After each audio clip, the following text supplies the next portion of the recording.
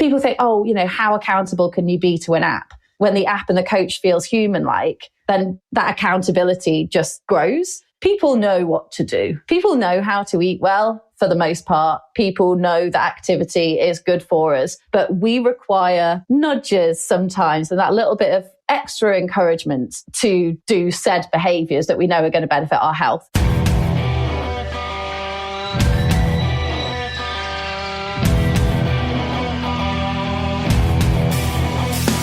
Try to fix the current system or reimagine something new? Will healthcare ever serve consumers just like me and you? The power's in our hands, but every side's gotta come together. We want the newer generations to get something better. Until we flip the script and talk about what gets prevented. Until we see the changes permanent as if we meant it. Until healthcare is finally consumer-centered. We've got a lot to rap about.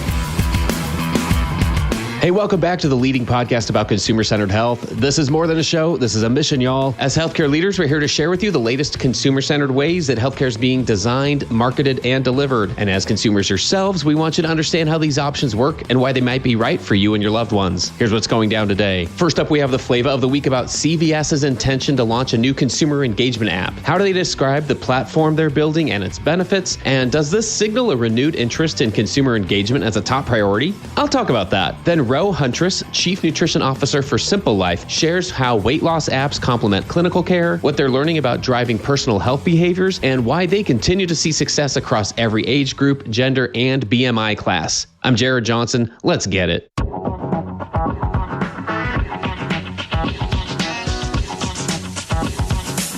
Flava of the week.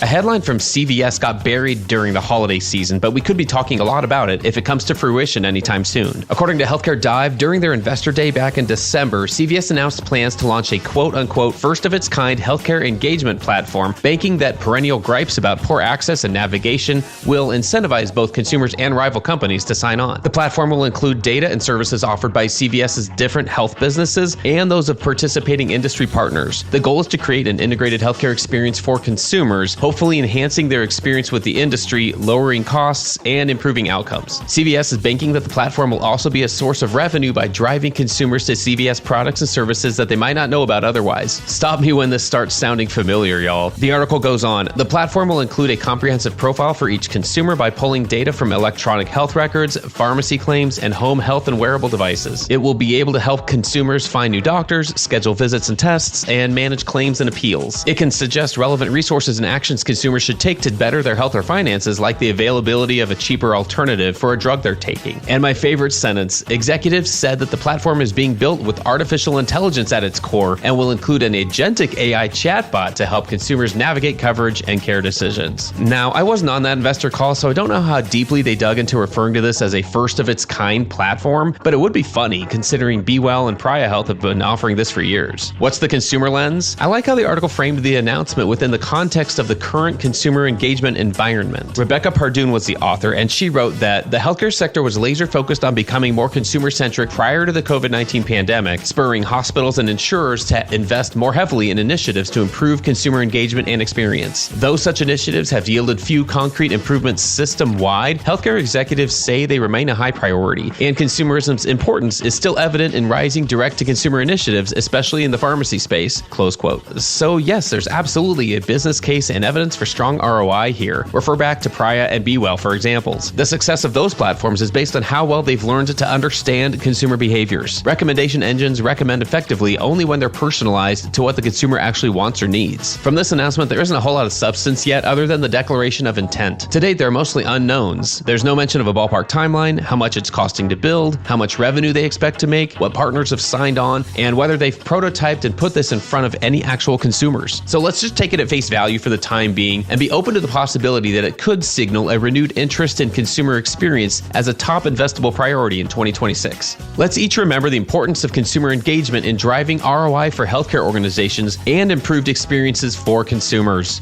That's another way that we'll build the healthcare of tomorrow, and that's the Flava of the week.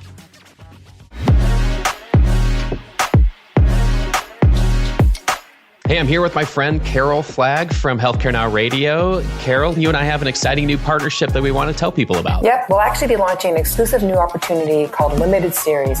And these series will air nationally on Healthcare Now Radio, which, by the way, was named once again as one of the top 10 healthcare shows again in 2025, as well as here on the Healthcare Now Wrap. These series are going to cover some of the biggest topics in 2026, starting with rural health and including the CMS health tech ecosystem, GLP-1s, wearables, and more. So we're really excited about these series because there's a lot to talk about with these topics, which means they are ideal opportunities to create thought leaders in these spaces. Yeah, Carol, that's what I'm the most excited about, is to really generate more informed, trusted information on these topics. And for those who are interested, spots are extremely limited for Q2 through Q4 of 2026. To get started, just reach out to either of us on LinkedIn, and we look forward to hearing from you.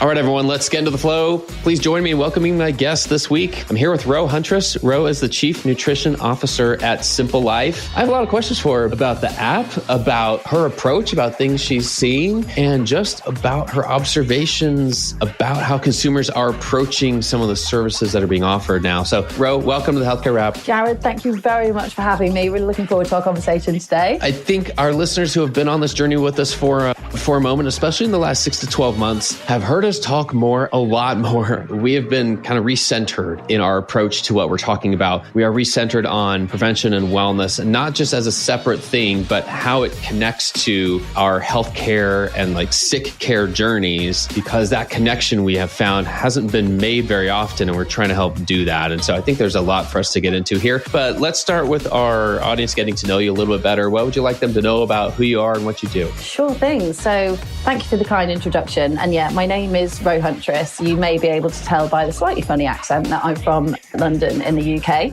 I'm a registered dietitian, so I qualified nearly 15 years ago. And my career, just as you were saying then about like the evolution about how people see healthcare, I felt it from the delivery point of view, because when I started my career, I started as a clinician in hospital settings in the UK and supporting people primarily with diabetes and weight management, but it also evolved to different clinical areas such as women's health, gastrointestinal health. But then my health tech journey began 8 years ago, working in European health tech at first. And then just over 4 years ago, took up my role as Chief Nutrition Officer at Simple Life app. And it's been an amazing 4 years there. And my role really is to oversee the safety of our very many users. So we've got over 750,000 active subscribers, the vast majority of which are in the US. Accuracy of what we put out there, effectiveness. So we're talking about effectiveness in terms of weight loss, and also driving our credibility, starting to drive our clinical research, which I think is really important for health tech companies to do. And my role also involves driving the strategy. So we're supporting weight loss, but what way round should we go? And I'm just part of a 180-man team, and all of us strive to create the best product and journey that we can. And it's a really fulfilling and exciting one to be on. Congrats on the subscriber base. I mean, that is a testament that you're finding ways to engage people in the right ways on this journey. Can we dive into that a little bit in terms of like the clinical problem that Simple Life was created to address, and kind of maybe either what's been learned or what you've found to be effective along the way? Absolutely. And weight loss and supporting obesity and weight management in general, that has always been the core focus of our journey at Simple. And we started back in 2019, and we utilize 4 simple habits. So one of which being intermittent fasting. So time restricted eating. So basically eating within an eating window. And then that's coupled with evidence-based nutrition, gentle movement, and then hydration. So we keep it simple. But things have really evolved from where we started, which was really simply self-monitoring. But we've utilized tech and AI as it's evolved. And the product now, where it is just a million miles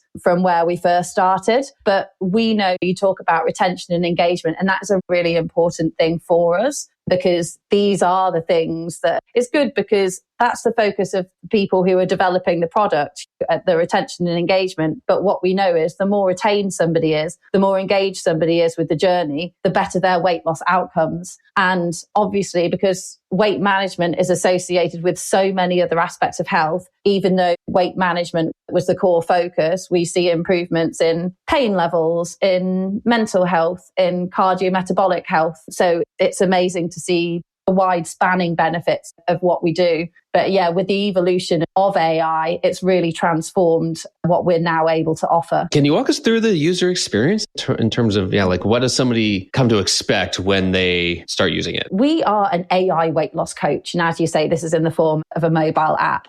So when people enter their journey, the first thing that they are able to do is choose their AI coach. So there's a variety of different coaches that you can choose, and you can choose the gender, age, ethnicity, tone of voice of the coach that you want. And then this is the coach that will then basically guide you through your journey. The coach then basically has a daily check-in. So there's a check-in via text, and that allows the user to reflect on their previous day and then also collect some tasks and actions to work on for the day ahead. A really exciting experiment that I love that is we're undergoing this at the moment, is daily coaching calls. So what users are able to do is select a time at which they would welcome a call from their AI coach, who we call Avo. And now you can have your daily check-in via voice call, which is quite exciting, because one of the aims that we're trying to do is make this experience as human-like as possible.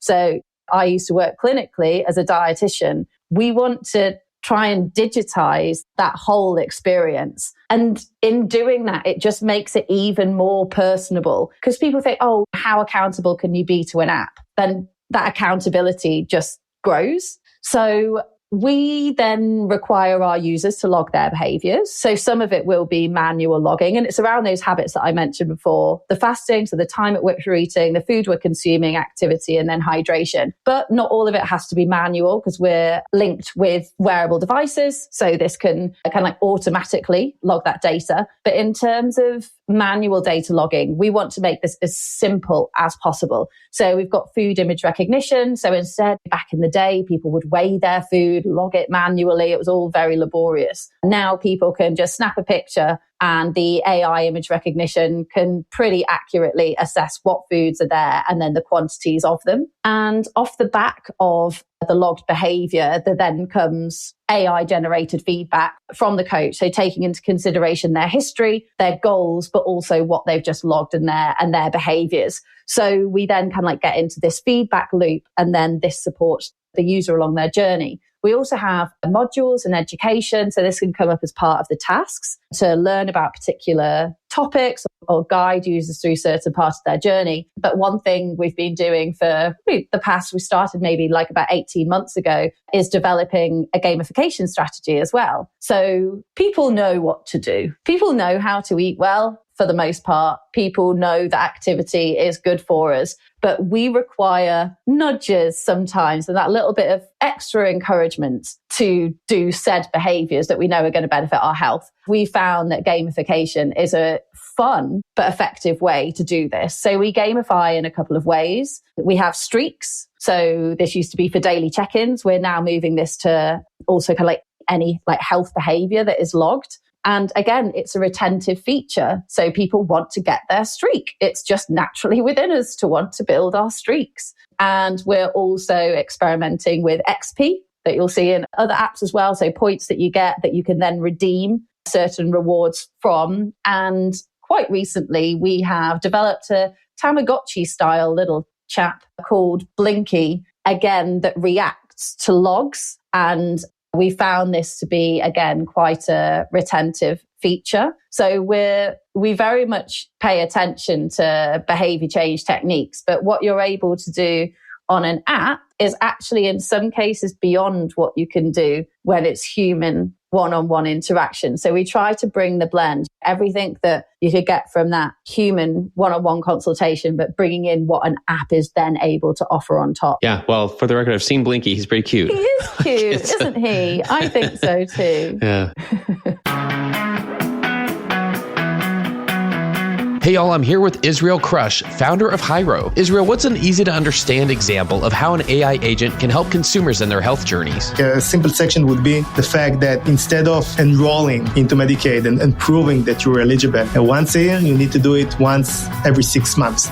Patients don't know that. So we said, you know what, we're going to get ahead of that and we're going to educate patients about some of those changes and try to get them re-enrolled or redetermine their enrollment into those programs to make sure that one, they're covered, and two, that the health system gets paid or reimbursed for those patients. So I think that's like a clear win-win where you create an AI agent that is proactively helping both patients and health systems with issues that they face and make, again, the journey a little less complicated. Thanks, Israel. Visit hyro.ai for more information. That's HYRO.ai.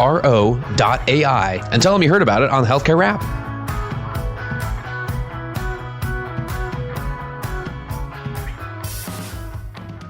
Is there a type of person, or maybe not a persona, but like a mindset of a person who's more likely to succeed? Because I'm guessing for the most part, you're having some who are more willing than others or more dedicated to try to make some change and are going to stick through the times when things aren't going according to plan. They're not seeing the progress. They need more than a nudge. So like, are there just traits, I guess, of people that you've noticed that are using those things, using the benefits of the app more than others and are finding success? It is just so person dependent, because the really interesting thing is we see success across every age group. And we're talking people within like the 70 to 80-year-old category as well. And we see high utilization in this group, which goes against what you would think. So we see success in both genders. We see success across all different BMI groups and also all ages. So I wouldn't say that there was a type. I would say it is very much on the person. We obviously are there to deliver the tools and try to ensure or try to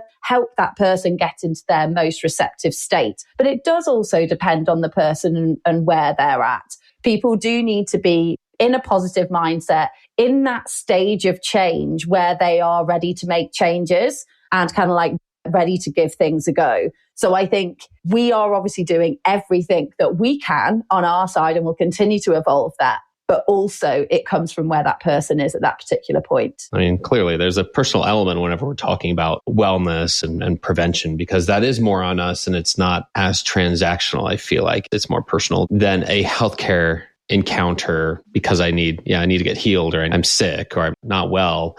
It's just a different type of relationship and therefore a different type of behavior pattern for me to understand about myself. I'm curious if you see simple complementing the care that people receive from their doctors, from their clinical teams. How does that complement the care people can receive from their clinicians? Great question. And people go to their physician, to their healthcare professional to support them with their health goals. So it may simply be weight management, but often there are health goals attached. So it could be about trying to reduce cholesterol or reduce blood sugar or reduce blood pressure, etc. So those appointments with those physicians are really important as part of healthcare and medical management. What is also really important if we want to see improvement in results is what they do in between those appointments. So we see, and it's really nice because everybody in the company sees all the reviews. We get so many reviews every single day and stories about people's success and how they've used Simple.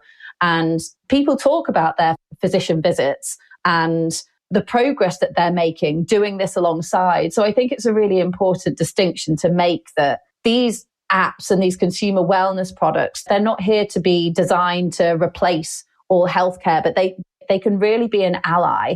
I think they can be great as sole deliverers of wellness care. But when you've got that healthcare element, as you say, in terms of treating a medical condition, this can be a really nice adjunct. And I think it's important to add as well that we and many other like similar products, we're not a medical device. It's not our purpose to be managing somebody's diabetes or managing somebody's particular health concern. But we can certainly support the lifestyle behaviors that will ultimately improve the management of that condition. Yeah, that is, I think, going to be the key if we talk about having society be healthier 10 years from now, 20 years from now, whatever the case. That is taking all those individual daily behaviors, adding those up and recognizing that way that it's complementing is the way you just described. You go to those appointments to support your health goals. Then what you do on a day-to-day basis, it helps you reach those health goals or doesn't. So yeah, there's a natural just cycle there with all of that. So another thing that I was just going to add, which is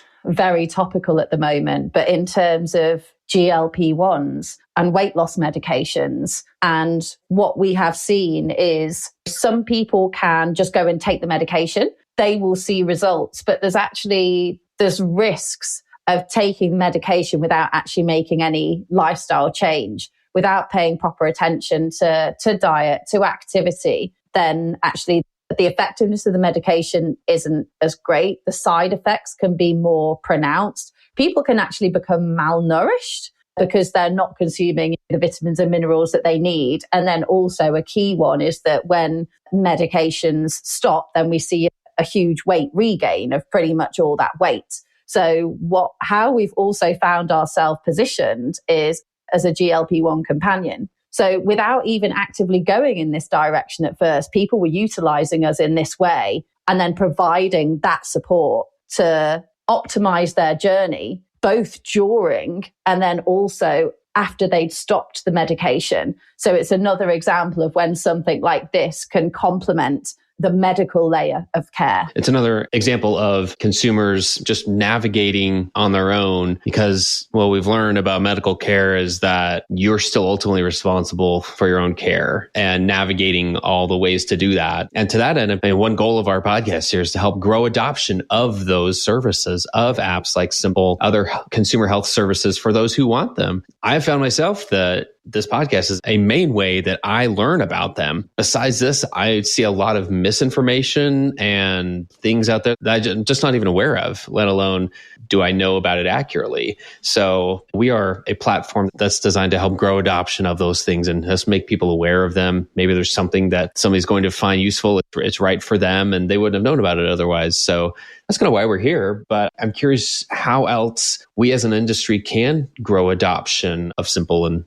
other related services. I think that we're starting to see a really positive shift because however many years ago, there can be skepticism. And there can be skepticism in terms of like digital tools in general. And then certainly when, the AI LLM boom came about, there was some serious skepticism there. But I really feel that we've moved so far past that. Of course, there will still be people who will carry their skepticism. And I think it's always good to carry some degree of that in no matter what direction that we go in. But I think that's a really positive move. And I'll reiterate your point in that when I went into health tech 2017, 2018, we've come so far. And actually the acceptability of this has grown so much. I remember when I first started, it was kind of like telehealth. And then people were like, people won't want to call their doctor. People will want to go in. And now everyone's like, can I have a video call, please? Can I have a phone call? Because it's easier. But we're starting to see people are really starting to trust AI and to trust what's given. So I feel that we're moving in positive strides. But again, I feel that some people may feel like the threat of it. But as to our previous point, these kind of technologies don't need to be seen as a replacement. That's not what these technologies are trying to do. They're not trying to replace traditional healthcare. It's about being an alternative for the right person and also an ally in other situations. So I feel that we're moving in a positive direction, but I think people just need to have an open mind as to where we can go. Obviously, we need the data to back it up and to prove effectiveness, and we need to be able to demonstrate safety, etc. But yeah, I think just continuing to be open. And you know what? That goes for the industry, but it also goes for the consumer as well. And for the most part, I do feel that people are quite open to where things are going. I'm right there with you. It's a new sense. I think we just recorded our predictions episodes a few weeks ago that ran at the end of 2025. And there's more hope. And it literally just depends on which side of the industry you're looking at, like what you are looking for. There's a lot of momentum in health tech about what's possible. And I hope I can kind of keep riding that wave, I guess, because I'd much rather be on the other side of that. I'd much rather be on the side of hope and seeing what's possible and seeing the changes that we hope to see instead of focusing on what's not going right. What can you tell us about where Simple is focusing for the next 6 to 12 months? A big focus for us in 2026 is going to be further driving engagement and retention. So in terms of our product roadmap and how we're developing things, that is the overarching objective that everything will tie into that. And as I said before, we know that retention drives weight loss. So it drives it in the short term, but then a key thing with weight management, and we see it in interventions gone past, is the ability to be able to sustain it.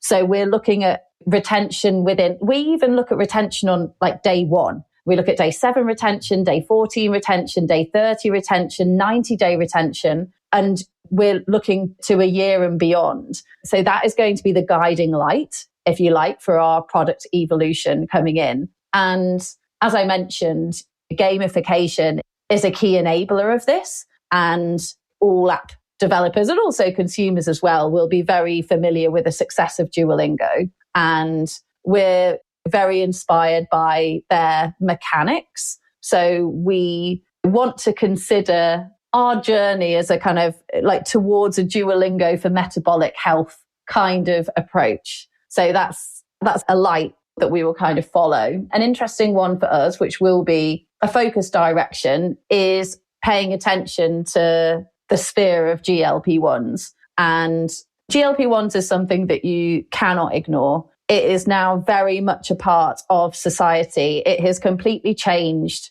obesity, weight management. But as I mentioned before, they can also cause harm. They can pose risk if not done in the right way. So we're going to be further developing our GLP-1 companion program to ensure that this journey can be as effective as possible for people, both whilst they're on it, but also their post-GLP-1 journey. So that's going to be an exciting direction for us coming into 2026. I want to thank you for all that. As we wrap this episode, I'd love to ask, as we usually ask our guests at the very end, what gives you hope for the future of healthcare globally, either as a society or any of the things that Simple is helping with today? What gives you hope for the future of healthcare? A few things, one of which in terms of, I remember 10 years ago, even 5 years ago, just those really depressing statistics about obesity rates just rising and rising.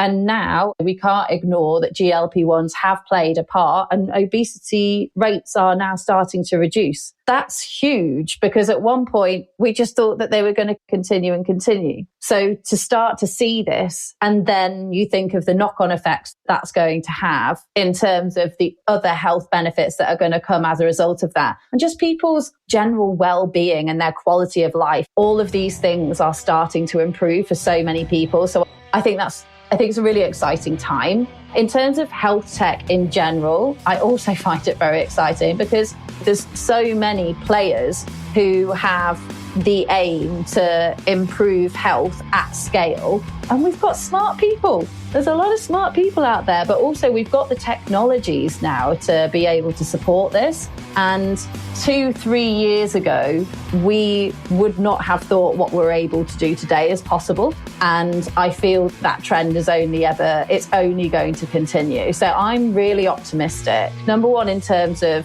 health status of the nation, but also the innovations that are going to come out and that can help to ensure that health is going in the right direction. Ro, thanks for joining us today and for giving us so much to think about. Thanks for everything you're doing. Make healthcare consumer first. That's what this show is all about. And we appreciate your time today. Thank you for having me.